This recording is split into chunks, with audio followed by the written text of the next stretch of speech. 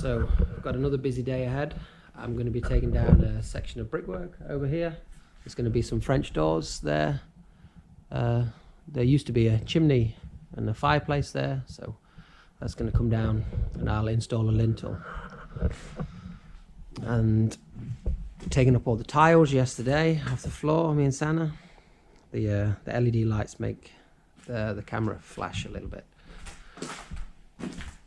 And I've made a hole in the floor to explore what the concrete floors, how deep it is, and insulation, things like that. So basically there's only 10 centimeters of insulation. That's that there, and then it's on top of some big pebbles.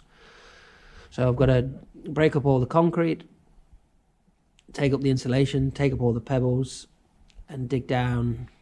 So I'll have 30 centimeters of insulation and 10 centimeters of concrete, which will have the floor heating pipes inside. And I've got to move the door across this way a little bit more so we can get 60 centimeter cabinets all the way down there, the utility room. And I've got to cut a hole in here at some point for a new window in this downstairs bathroom. Once I've done those, that's pretty much all the demolition work done. So then I can then it should just be building work from there on in. Okay, well, enjoy the time lapse.